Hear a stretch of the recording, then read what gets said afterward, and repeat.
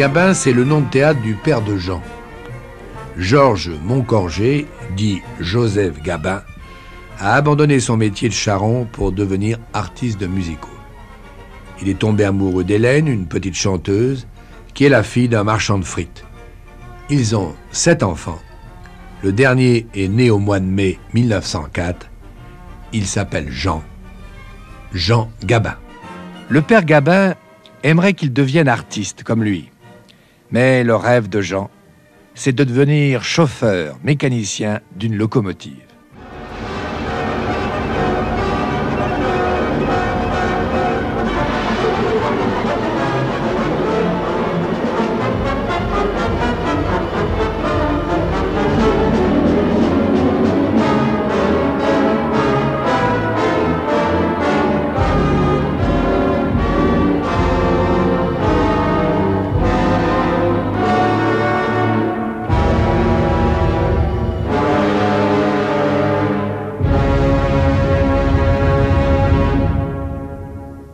Pacifique 231 d'Arthur Honegger.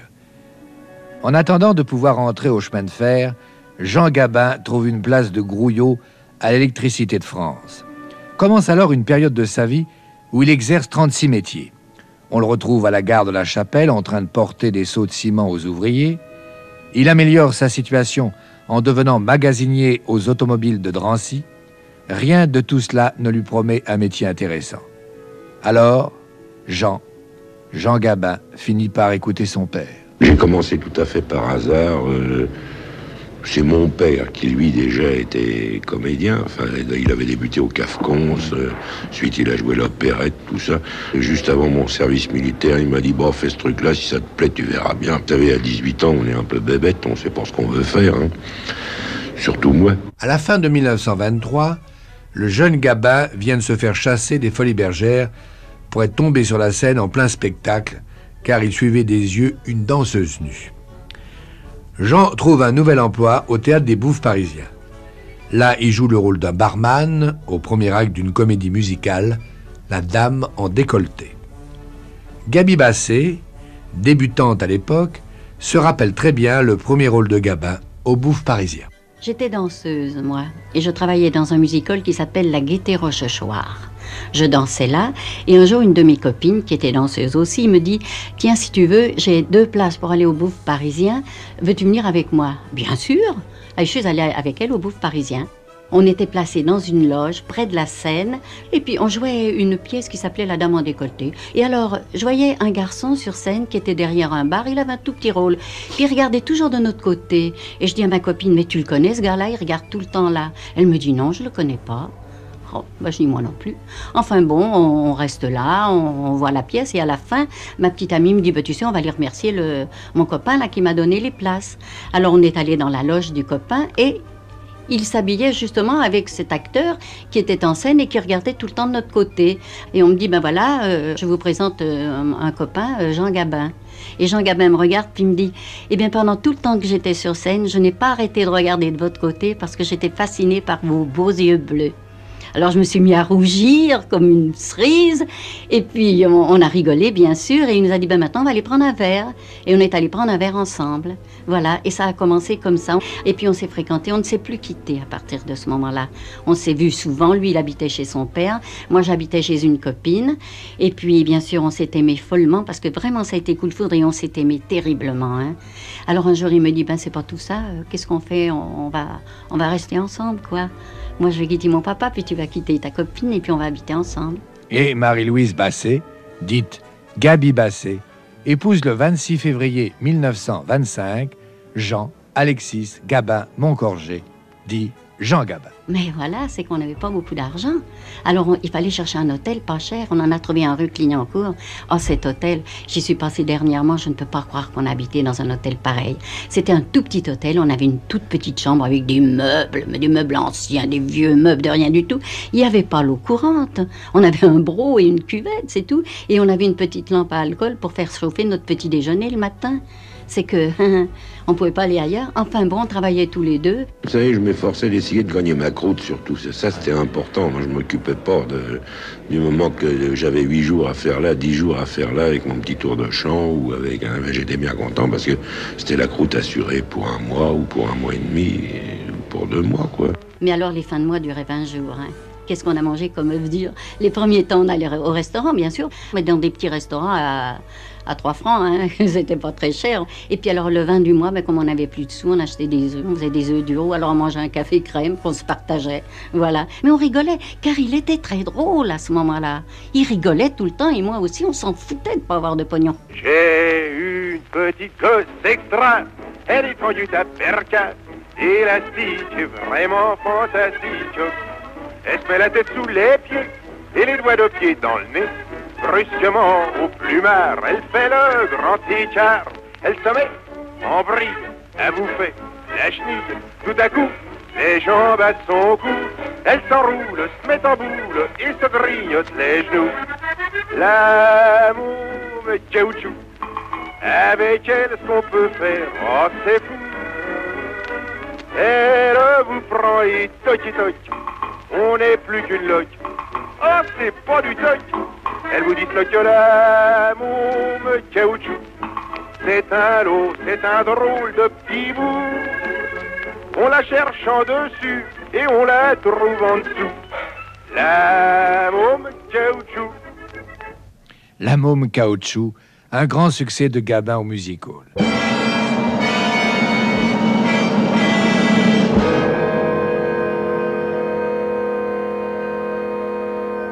La jeune carrière de Jean Gabin est interrompue par son service militaire. Ravi d'être appelé par la marine à cause de l'uniforme, il rejoint les côtes bretonnes où il fait ses classes, puis embarque à bord du Voltaire. Quand Jean est parti au service militaire, ça l'embêtait de me laisser. Gaby Basset, la jeune épouse de Jean Gabin, se souvient de ces moments-là. Alors il avait dit à son papa, prends-la avec toi, va, parce que ça m'embête de la laisser toute seule comme ça à l'hôtel. Alors j'habitais avec le papa Gabin, moi. Je m'entendais bien avec lui. Et alors lui, il était mobilisé à Brest, il était en marin, hein. Alors il venait en permission. Ah, quand il venait en permission, j'entendais le coup de sifflet dans le jardin. On arrivait, il fichait son béret en l'air, on sautait dans les bras l'un de l'autre. On était... Oh non, c'était la bonne vie. Vous savez, on était vraiment très heureux à ce moment-là, très très heureux. Un peu jalouse, moi. Je foutais des épingles dans ses pompons parce que les bonnes femmes lui touchaient le pompon tout le temps. Là. Ça m'agaçait, ça.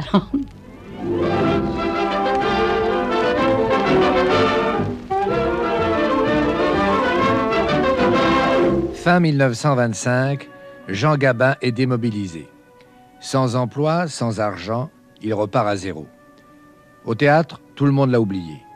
Il ne reste plus que Gaby Basset et le père Gabin pour se rappeler son début de carrière au Music Hall. Pensionnaire au Bouffe parisien, Joseph Gabin joue à ce moment-là un rôle important dans une opérette d'Yves Mirande qui s'appelle « 3 jeunes filles nues ». Il présente son fils au directeur et Jean arrive à se faire engager comme doublure. Quant à Gaby Basset, qui est devenue une véritable artiste pendant l'absence de Jean, elle décroche le rôle de la femme au homard dans la pièce de Mirande. Son talent, son humeur gaie et sa personnalité marrante ont immédiatement séduit tout le monde. C'est le papa Gabin qui m'avait appelé Pépette parce que j'étais marrante. Alors Jean, évidemment, m'appelait Pépette. Tout le monde m'appelait Pépette dans la famille. Gaby Basset se souvient de cette époque. Et un jour, le père Gabin me dit, toi, tu arriveras. Quant à lui, ce grand fainéant, il foutra jamais rien. Vous vous rendez compte? Hein? Quelle erreur! Les jeunes gens d'Isson ne sont pas très sérieux, mais les plus cochons, ah vraiment, c'est les vieux. Ils veulent doucement trottir, tu peur qu'ils peuvent courir. Moi, ça me fait rigoler, je les ai soufflés. Je suis une blondinette très coquette et dans tout Paris. On suis jolie, petite blondinette, bottée en trompette comme il est gentil. Mais oui, hé, monsieur Sergenteville, regardez la fille, je suis imbécile. On suit, ils promettent des châteaux, des perles et des autos, et puis ils vous donnent la peau. Je cherche partout, puis chez voyez-vous, je suis heureux comme tout. C'est fou. Vraiment, il est merveilleux, ils sont les mêmes.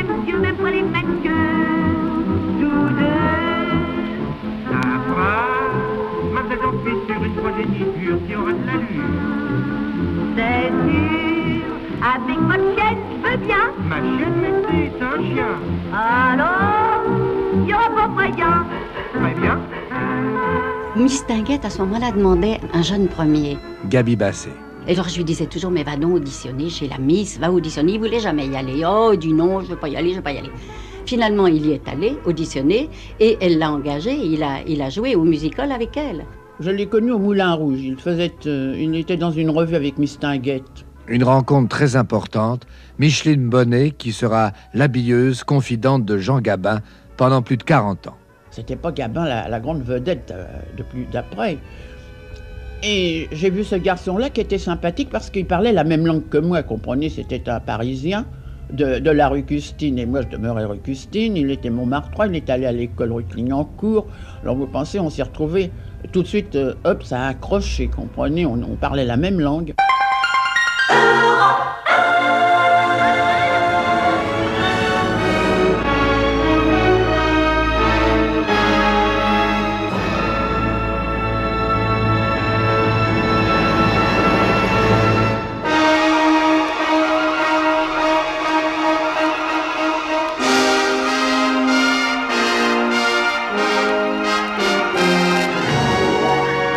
Jean Gabin a du succès au music-hall, mais c'est vers le cinéma que sa carrière se dirige.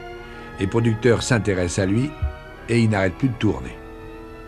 Le père Gabin, qui voulait tant que son fils devienne comédien comme lui, est satisfait. Le petit a du succès. On en fera peut-être quelque chose. Mais Jean continuera seul, sans les conseils du père Gabin, qui meurt à ce moment-là. Paris découvre la naissance d'une star. Une nouvelle vie commence pour Jean Gabin. En revanche, Jean-Alexis Moncorgé vit les derniers instants de son premier amour. Mais le jour où il a eu gagné de l'argent, ça a été terrible. Hein. Gaby Basset évoque ce moment important de leur vie. Et puis alors là, on a été séparés. Lui, il travaillait d'un côté, moi de l'autre. Puis un beau jour, ça a fait crack, on s'est quittés. Mais ça n'a jamais fait crack complètement. Car on a toujours été très, très copains. On a toujours eu une très grande tendresse ensemble. Hein. Ah oui, comme elle l'aime bien, Gaby Basset, son Jean Gabin.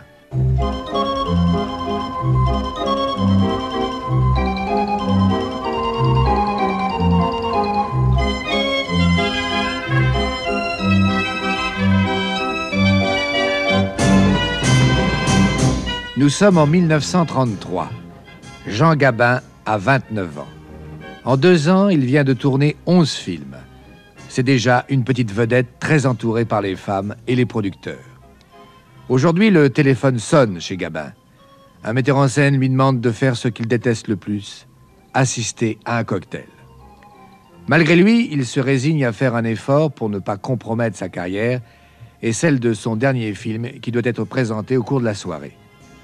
En arrêtant sa voiture place de la Concorde devant l'hôtel Crillon, Jean ne sait pas encore qu'il va ce soir tomber amoureux de la plus belle femme de Paris.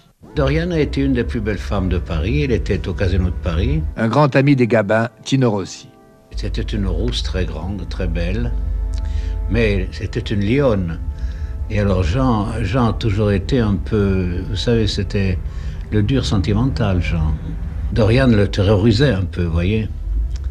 Un jour, il lui a dit, par exemple, après Pépé le Mocou, il a dit, Pépé le Mocou, à la maison, c'est moi. Et alors, évidemment, ça ne pouvait pas durer, c'était la bagarre tout le temps. Et puis, jusqu'au jour où ça n'allait plus, où ils ont divorcé.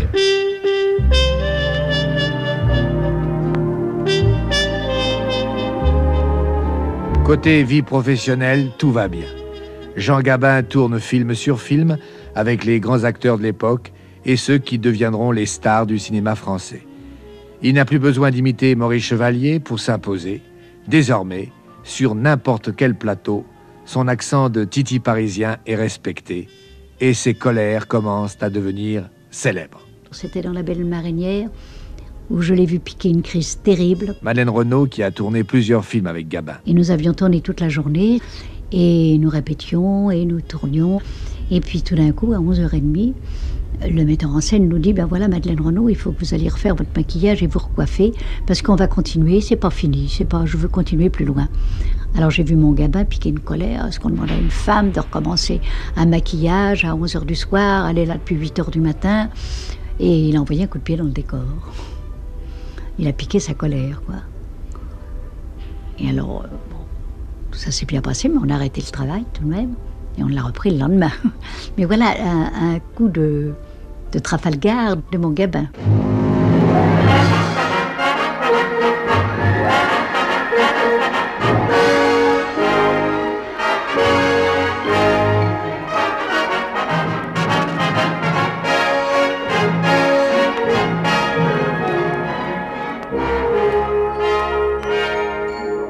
En 1936, Jean Gabin et Jean Renoir viennent de se rencontrer au cours du tournage d'un film auquel a participé Louis Jouvet.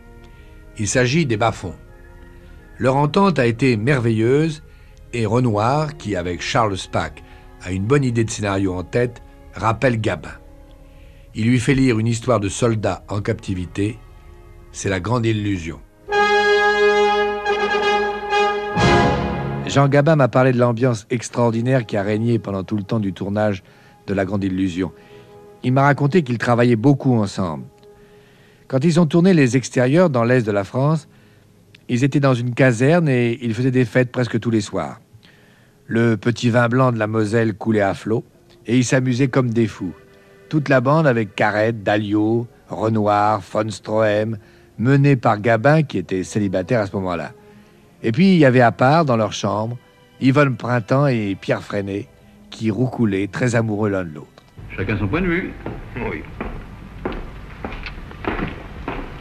Ah, mais enfin, vous ne pouvez donc rien faire comme tout le monde. Il y a 18 mois qu'on est ensemble, et on se dit encore vous. Je dis vous à ma mère et vous à ma femme. Non. Alors. Cigarette? Non, merci, le tabac anglais me fait mal à la gorge. Ah, décidément, les gants, le tabac, tout nous sépare. C'était une scène entre Jean Gabin et Pierre Freinet, extraite de La Grande Illusion de Jean Renoir. Dès sa sortie, en 1937, La Grande Illusion fait un triomphe international. Plus de 20 ans après, en 1958, un jury de critiques réunis à Bruxelles le classera parmi les 12 meilleurs films du monde.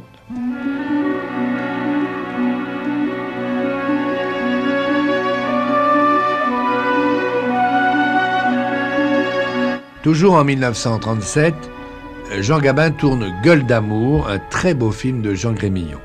Puis il rencontre un autre metteur en scène qui va aussi compter beaucoup dans sa carrière, Marcel Carné. Ensemble, ils décident de tourner Quai des Brumes avec Michel Morgan. J'avais donc 18 ans à l'époque.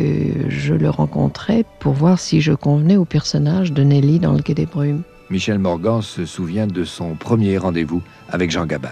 Il avait vu Gribouille la veille et il avait trouvé que j'étais assez le personnage. Il avait voulu me rencontrer.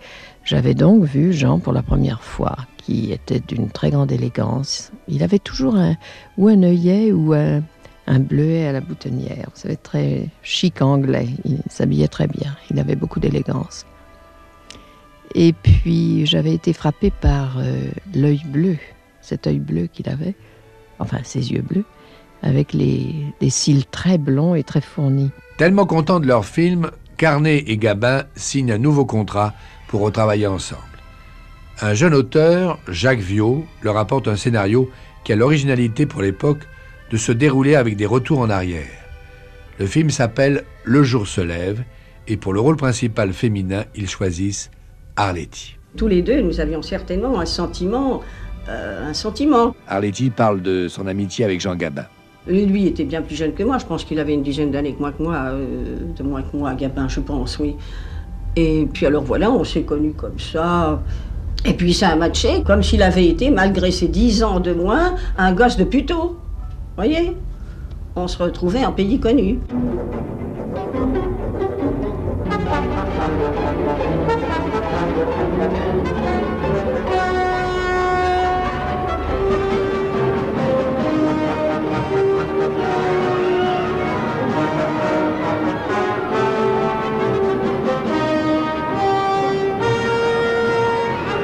En 1938, Jean Gabin réalise son rêve d'enfant.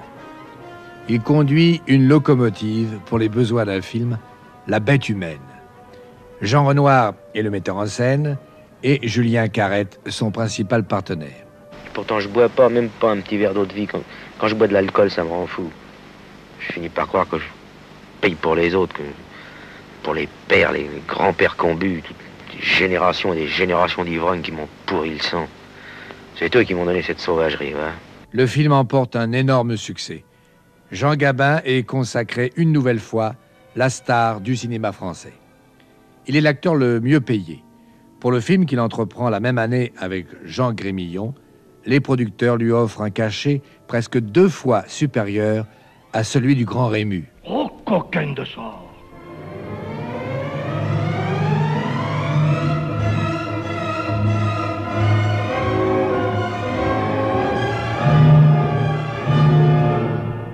« 1939, la guerre. Le 2 septembre, Jean Grémillon doit interrompre le tournage de Remorque.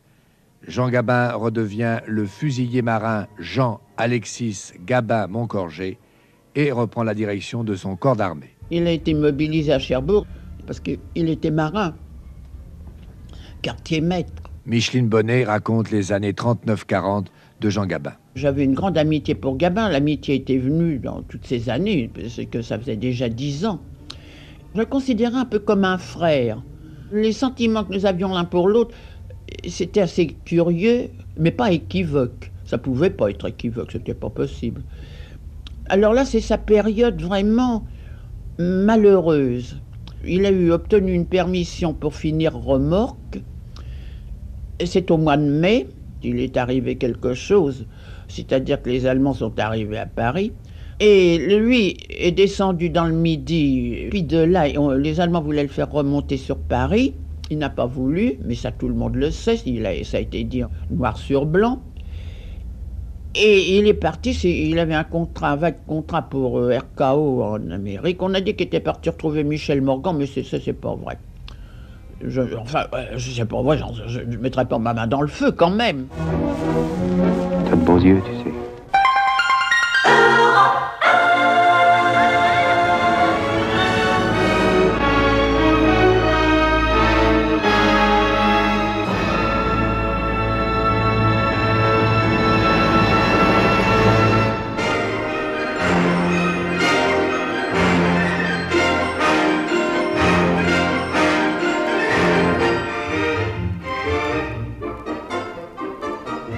Avril 1943.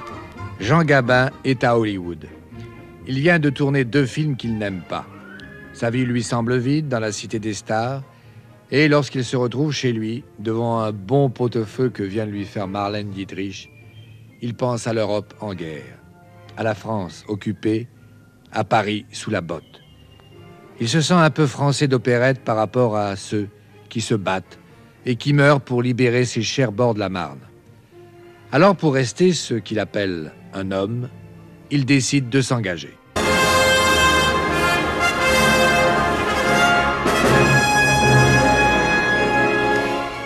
Après la guerre, Jean Gabin traverse la période la plus difficile de sa vie. Je suis revenu d'ailleurs avec 7 ans de plus, avec des cheveux blancs. Vous savez, le public est bizarre. Ils croient dans ce métier qu'on ne doit pas vieillir. Ben, on vieillit dans ce métier comme dans tous les métiers. Hein. Bon, évidemment, ça je comprends, ça je me mets à leur place. Ils vous ont vu d'une certaine manière, ils ne veulent pas vous voir autrement. Alors, au retour de la guerre, je suis donc revenu avec mes cheveux blancs et je ne pouvais plus jouer les mêmes personnages. Et je n'ai pas été très heureux dans plusieurs films tout de suite après la guerre, quant à leur réussite, quoi.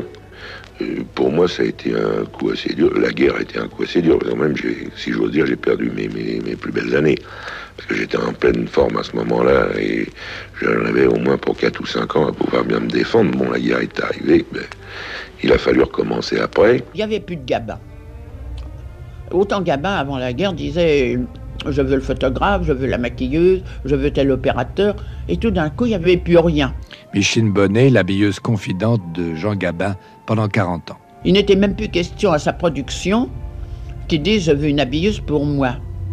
Alors moi je lui ai dit, écoutez, l'amitié qui nous lie compte pour quelque chose, je ne vous laisserai pas. Je pars avec vous. Et je suis allé avec lui, on a fait ce que j'appelais les campagnes d'Italie. On est allé faire des films beefsteak, quoi, en Italie, en 49. Il y est allé la mort dans l'âme. Et on y restait tout de même 3 ans, pas continuellement, mais de 49 à 52, on y restait en Italie. Et je savais ce qu'il fallait lui dire pour le remonter et tout. Et ça a été comme ça toute la vie.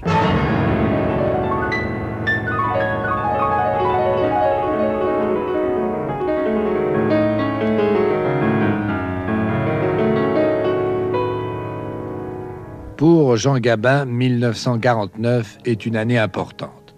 Il ne retrouvera pas sa popularité d'avant-guerre, mais son expérience va s'enrichir d'un grand rôle au théâtre. L'auteur, Henri Bernstein, monte l'une de ses propres pièces, La Soif, au Théâtre des Ambassadeurs. Madeleine Robinson et Claude Dauphin, tous deux rompus aux techniques du théâtre, sont ses partenaires. Des planches, Gabin ne connaît que celle du music-hall. Alors, pour jouer la pièce, il se sert de son expérience du cinéma et de son exceptionnelle présence naturelle qui lui permet de ne jamais forcer sa voix. Il a joué sur une scène du théâtre aux Ambassadeurs comme dans la vie. Et il a dit, si on a envie de m'entendre, on m'entendra. Henri Verneuil, qui a tourné de nombreux films avec Gabin. Et le soir de la première, alors que Bernstein était mort de peur, parce qu'il s'est dit on va pas l'entendre au 3e rang, la salle avait un silence. On entendait voler les bouches, les gens tendaient l'oreille et on a tout compris. Seulement il fallait la présence de Jean Gabin pour imposer ce silence et pour dire maintenant, si vous voulez m'entendre, taisez-vous.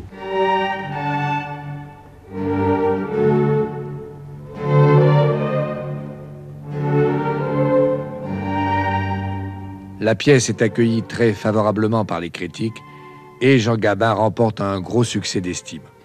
On s'attend un peu à ce qu'il renouvelle son expérience. Peut-être après avoir été une star au cinéma, pourrait-il devenir un grand comédien de théâtre. Le théâtre, c'est, enfin pour moi, en ce qui me concerne, c'est trop fatigant.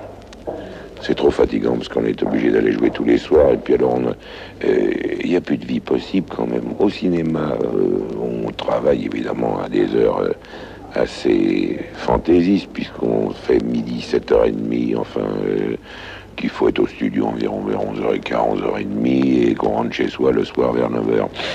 Mais enfin, on peut tout de même avoir un semblant de vie privée quand même quand on tourne. Alors que quand on est au théâtre, on ne peut pas avoir de vie privée. Parce que, enfin, moi je ne sais pas pour les autres, mais moi en ce qui me concerne, quand j'étais au théâtre, vous savez, tant qu'on n'a pas joué le soir, la satisfaction du devoir accompli, quoi.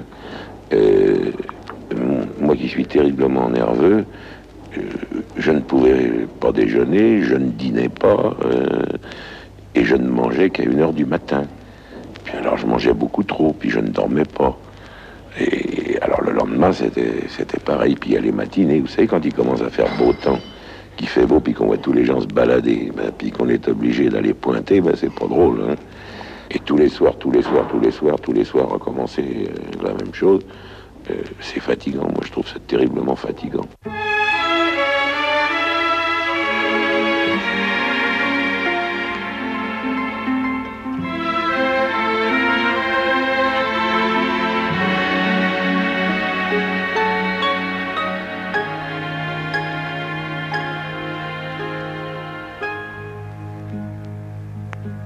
Malgré ses succès au théâtre et quelques films, Jean Gabin a tout à fait conscience qu'il est loin d'avoir retrouvé son prestige d'avant-guerre. Il nous racontait que c'était terrible pour lui. Marie-Josée Natte, qui tournera un film avec Jean Gabin quelques années plus tard. Il allait par exemple, à l'époque, il y avait un endroit qui était très célèbre où il y avait tous les producteurs de cinéma, qui était le Fouquet's, pour ne pas le nommer. Et il avait conscience que les producteurs détournaient la tête, faisaient semblant de ne pas le voir. Il a beaucoup souffert de ça. Bon, il avait été absent pendant la période, etc. Et puis qu'il avait les cheveux tout blancs. Mais vous savez, c'est un métier très cruel. Et tout à coup, tout le monde pensait qu'il était fini. Je crois que ça a duré 7 ans, hein, si j'ai bonne mémoire, où il a, comme il dit, vu le drapeau noir flotter sur la marmite. Et ça a été très très dur pour lui. Pendant toute cette période, 3 femmes vont aider Gabin à surmonter ses difficultés. D'abord, Micheline, son amie, habilleuse et confidente. Elle le suit sur tous les plateaux, dans toutes les salles de projection. Et il l'emmène partout. Et puis, Gaby Bassé, sa première femme, a gardé une profonde amitié pour Jean. À cette époque, elle le voit souvent. Nous sortions beaucoup ensemble à telle enseigne que tout le monde croyait qu'on était remis, qu'on allait se remarier, et pas du tout. On était copains, on sortait un copain. Gaby Bassé rappelle cette période. Puis alors un jour, il me dit, écoute, j'ai fait la connaissance hier d'une fille, je voudrais te la présenter. Tu me dirais ce que tu en penses, parce que je lui disais toujours, pourquoi tu restes seule? Marie-toi, c'est pas drôle d'être seule, d'habiter dans les hôtels et tout. Alors il me dit, écoute, je vais te présenter une fille, tu vas me dire ce que tu en penses. Et il me présente donc Dominique. Je lui dis, mais elle est très belle, tu devrais te marier avec elle, elle est bien. Je l'ai fréquentée, je les fréquentais tous les deux. Hein? Et puis alors voilà, le mariage s'est fait, les enfants sont nés, je les ai tous vus venir au monde.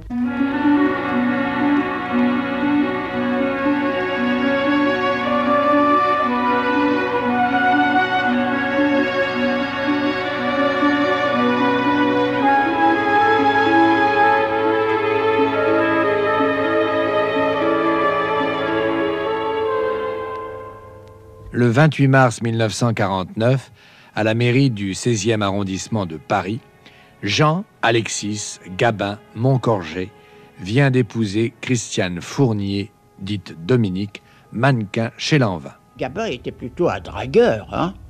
Dites donc, attention. Micheline Bonnet parle de Gabin séducteur. Les bonnes femmes, il n'avait pas de grands efforts à faire, hein, mais quand même, il draguait pas mal. À partir du moment où il a été marié avec Dominique, ça a été terminé. Mais alors absolument terminé. Et ça, je peux le jurer, moi j'ai trop vécu avec lui, j'avais vu trop de choses, trop d'aventures pendant d'autres périodes. Alors s'il y avait eu quelque chose, je l'aurais vu tout de suite. Là, il n'y avait rien. Ça a été sa bonne femme et ses mômes.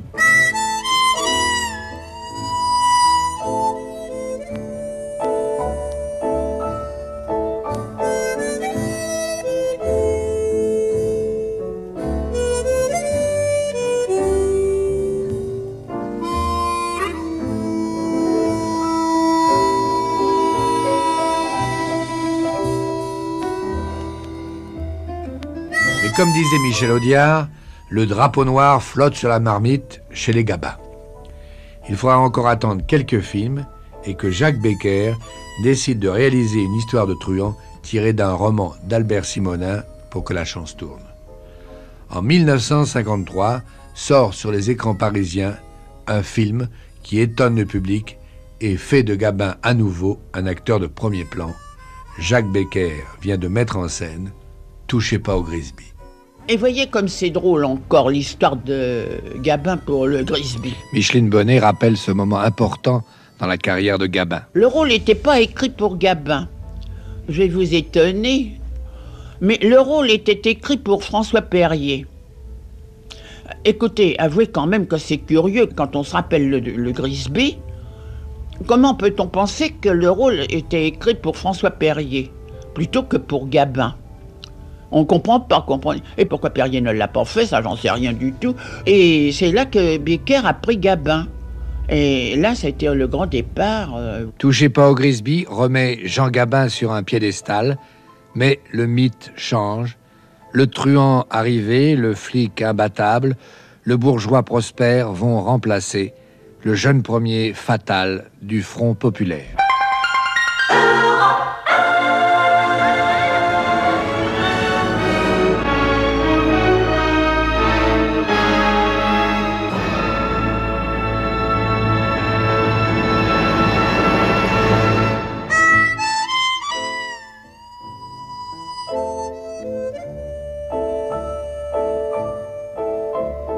« 1955. Voilà 2 ans que le film « Touchez pas au Grisby » est sorti et a fait renaître la popularité de Gabin. Jean reste fidèle à ses compagnons d'avant-guerre. Il vient de tourner 2 films avec Jean Renoir et il ne se sent bien dans les rôles que si les textes sont de Prévert. Mais aujourd'hui, en montant les escaliers qui mènent à l'appartement du metteur en scène Gilles Grangier, il ne se doute pas de ce qu'il attend. Grangier a pour mission de lui proposer un nouveau dialoguiste. On dit qu'il est très doué, mais avec Gabin, les « on dit », ça ne veut rien dire. « Est-ce que tu connais Michel Audiard ?» dit Grangier à Gabin en lui ouvrant la porte.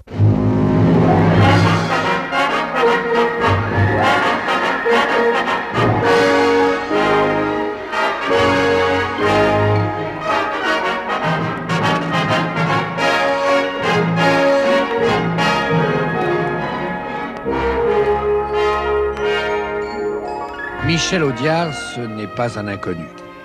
Gilles Grangier et Jean Gabin ont déjà lu quelques-uns de ses articles dans les journaux, et puis ils savent qu'il sert de nègre à certains écrivains célèbres.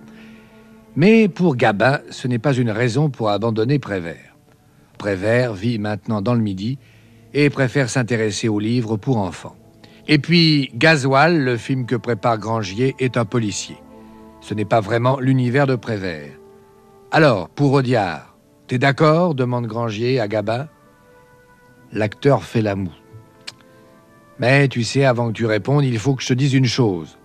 Audiard, c'est le beau-frère du producteur. Oh, toi, je te vois venir avec tes combines et tes gros sabots. En disant cela, Gabin devient furieux. Grangier laisse passer l'orage, et sur le dernier souffle de colère de Gabin, le metteur en scène recueille les paroles qu'il veut s'entendre dire depuis le début. Après tout, faut voir. Gabin n'aimait pas les nouvelles têtes. Micheline Bonnet parle de l'entourage de Gabin. D'ailleurs, méchamment, on disait, voilà la mafia Gabin. Moi, j'étais l'éminence grise. Soit disant que moi, j'aurais répété tout ce qui se disait. Si j'avais répété tout ce qu'on disait de Gabin, mais je les aurais fait battre. Il était heureux quand on arrivait dans un studio et que l'on trouvait des machinaux ou des électros avec qui il avait travaillé. C'était un homme qui aimait voir les gens les mêmes. Sur le plateau, il s'asseyait toujours à côté des camions de son. Et je lui disais, mais tu peux pas te foutre ailleurs, au bar ou quelque part où tu serais mieux. Et j'ai été long à comprendre que c'est parce qu'au bord du camion de son, il entendait ce qui se disait sur le plateau. Par exemple, un gars dit, bah, allons chercher l'autre compte. Et l'autre arrivait en disant, Monsieur Gabin, si vous permettez, ça peut être à vous dans une minute. Ça le faisait sourire d'ailleurs, mais il entendait les petits ragots, les petits trucs, parce que ça chuchote tout le temps sur un plateau. Maintenant, les films s'enchaînent. La valeur Gabin est solide pour les producteurs. Jean prend sa vitesse de croisière. Il se limite à 2 films par an. La mauvaise passe qu'il a traversée après la guerre est oubliée par le public. Mais il se méfie. C'est pourquoi il continue à choisir minutieusement ses rôles. J'ai un âge maintenant où je ne peux plus tourner n'importe quoi, je suis bien obligé de tourner les rôles de mon âge. Il y a une chose qu'il faut bien se dire, c'est qu'on est tributaire du goût du public.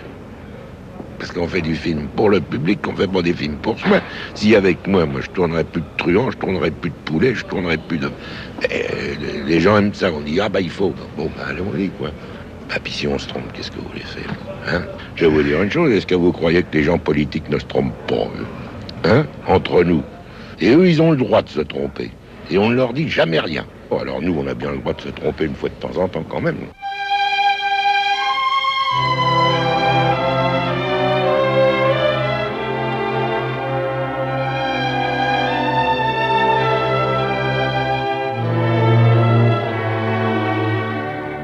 Au milieu d'un aéropage de propriétaires en haute forme et habits gris, un homme grave aux cheveux blancs a vissé ses yeux bleus sur les petits bouts d'une grosse paire de jumelles. Gabin suit son cheval dans la dernière ligne droite de son hippodrome personnel. Les chevaux de Jean Gabin proviennent de son élevage. Paysan, c'est son second métier, et la terre, c'est ce qu'il a trouvé de plus solide pour l'héritage qu'il veut laisser à ses enfants.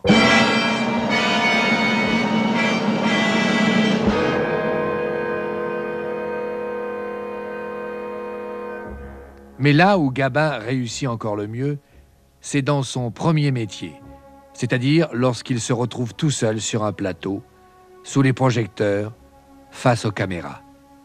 Là, il peut tout se faire pardonner, même son caractère difficile. Oui, d'accord, j'ai pas un excellent caractère, mais enfin, les gens qui ont mon caractère, c'est les gens qui se laissent faire dans la vie, hein, avec qui on peut tout faire, qui acceptent tout. Bah alors moi, il y a des tas de trucs que je n'accepte pas. Alors quand on n'accepte pas quelque chose, bah, on a mauvais caractère, puis c'est tout, puisqu'on n'est pas de l'avis des autres. Alors on dit c'est un emmerdeur, il a mauvais caractère, et puis voilà. Bah oui, si c'est ça, j'ai mauvais caractère, et je suis un emmerdeur, c'est vrai. La pudeur et la dignité sont les deux choses qui ont vraiment primé dans la vie de Jean Gabin. Henri Verneuil parle de son ami Gabin. Timide, oui, c'était un timide, car derrière les gens qui sont un peu bougons comme ça, il y a toujours de la timidité, mais lui était un timide. Beaucoup de pudeur et une très très grande envie de rester toujours dans la dignité. Et il est resté digne jusqu'à la fin. Aussi bien dans son comportement, dans ses réactions, dans les rôles qu'il choisissait. La dignité a été son leitmotiv, toujours.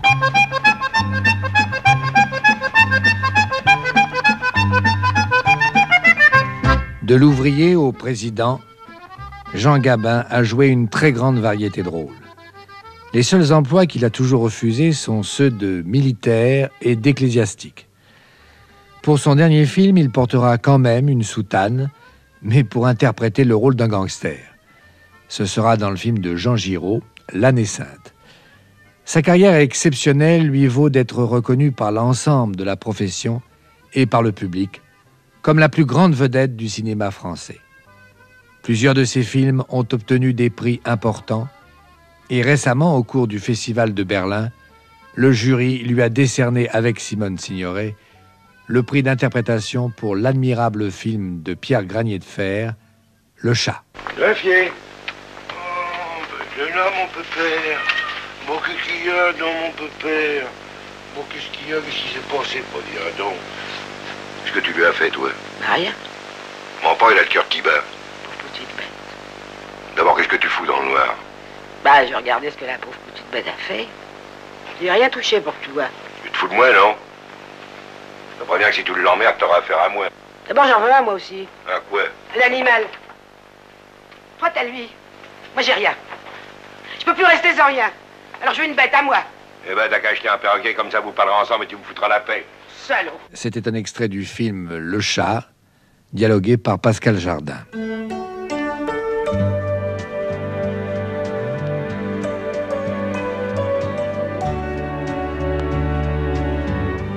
Au cours de l'été 1974, les hit-parades des stations de radio voient débarquer parmi les premières places de leur classement un chanteur inhabituel, Jean Gabin. Effectivement, un éditeur, Denis Bourgeois, a voulu refaire chanter Gabin, comme à l'époque des Folies Bergères dans les années 30.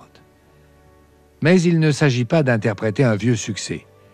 Jean-Loup Dabadi raconte comment il a fallu convaincre Gabin.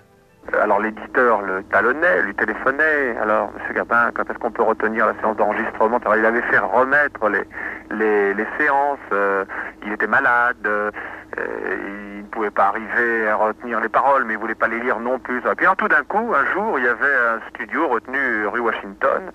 Il est arrivé avec son cache-col, sa casquette, ses lunettes sombres, sa façon d'être magnifique avec tout le monde en ne disant bonjour à personne. Et puis, il s'est mis derrière le micro, il a dit quelque chose dans le genre « ça marche votre truc » et il nous a fait ça. Il nous a fait ça de nous enregistrer les 2 titres de mémoire en 2 heures, sans le texte. Il a dit quelque chose comme « en tout cas si c'est pas bien, je reviendrai pas ». Quand j'étais gosse, haut comme 3 pommes, je parlais bien fort pour être un homme. Je disais je sais, je sais, je sais, je sais.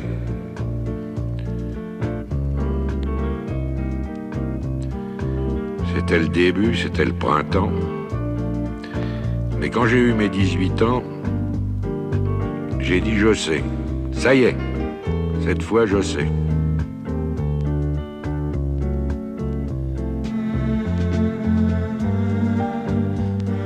Et aujourd'hui, les jours où je me retourne, je Je regarde la terre où j'ai quand même fait les 100 pas.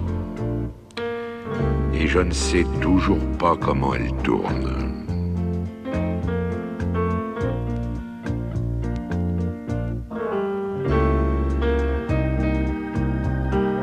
Toute ma jeunesse, j'ai voulu dire je sais. Seulement plus je cherchais, et puis moins je savais. Il y a 60 coups qui ont sonné à l'horloge. Je suis encore à ma fenêtre.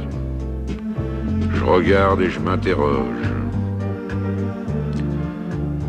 Maintenant je sais. Je sais qu'on ne sait jamais. La vie, l'amour, l'argent, les amis et les roses.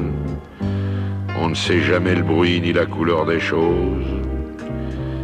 C'est tout ce que je sais.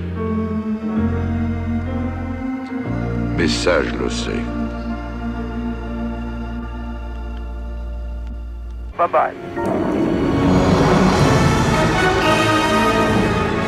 Vous venez d'écouter Destins extraordinaires, un podcast issu des archives d'Europe 1. Réalisation Julien Tarot. Production Raphaël Mariat. Patrimoine sonore Sylvain Denis, Laetitia Casanova, Antoine Reclus. Destins extraordinaires est disponible sur le site et l'appli Europe 1. Écoutez aussi l'épisode suivant en vous abonnant gratuitement sur votre plateforme d'écoute.